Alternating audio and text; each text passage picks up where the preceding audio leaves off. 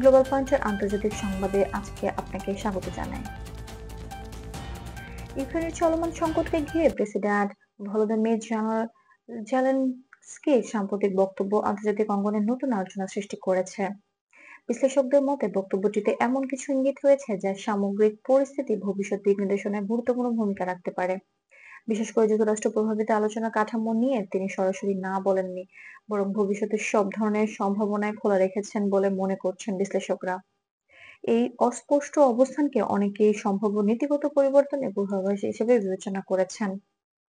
আন্তর্জাতিক সংবাদ মাধ্যমগুলো উল্লেখ করেছে যে ইউক্রেনের জন্য যুক্তরাষ্ট্রের নীতিগত সম্পর্ক সাধারণত নিরাপত্তা, মানবিক সহায়তা, কূটনৈতিক সমন্বয় এবং আন্তর্জাতিক সহযোগিতার উপর ভিত্তি করে গড়ে ওঠে। দুই দেশের পারস্পরিক যোগাযোগ গত কয়েক বছর আগেও ঘনিষ্ঠ হয়েছে, তবে যে কোনো নতুন প্রস্তাব বা সমঝোতার বাস্তবায়ন নির্ভর করে সংশ্লিষ্ট দেশগুলোর স্বাধীন অবস্থান, নীতি এবং তখনকার আন্তর্জাতিক পরিস্থিতির ওপর। জেলেনস্কির বক্তব্যে ভবিষ্যৎ সম্ভাবনা উন্মুক্ত রাখার ইঙ্গিতকে অনেক বিশেষজ্ঞ কূটনৈতিক আলোচনার একটি নমনীয় অবস্থান হিসেবে দেখছেন। এতে অংশগ্রহণকারী দেশগুলোর প্রতিক্রিয়া এবং আন্তর্জাতিক প্ল্যাটফর্মগুলোতে আলোচনার পরিধি আরও বিস্তৃত হতে পারে বলে মত দিয়েছেন একাধিক বিশ্লেষক। অন্যদিকে যুক্তরাষ্ট্রের সাবেক প্রেসিডেন্ট ডোনাল্ড ট্রাম্প মন্তব্য করেছেন যে ইউক্রেনের শান্তির জন্য যে প্রস্তাবটি নিয়ে আলোচনা চলছে সেটি চূড়ান্ত সিদ্ধান্ত নয়।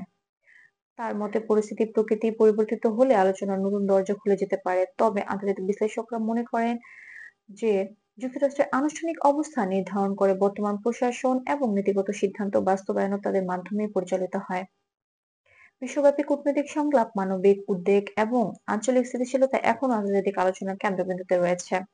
2024 এবং 2025 সালের বৈশ্বিক পরিস্থিতিতে ভবিষ্যৎ সিদ্ধান্তগুলো নেওয়া হবে বিস্তৃত মূল্যায়ন, আন্তর্জাতিক সহযোগিতা এবং শান্তিপূর্ণ সমাধানকে অগ্রাধিকার দিয়ে।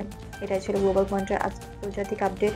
আরো নির্ভুল এবং বিশ্ব সংযোগী গুরুত্বপূর্ণ সংবাদ জানতে আমাদের সঙ্গেই থাকুন এবং চ্যানেলটি সাবস্ক্রাইব করতে ভুলবেন না। ধন্যবাদ।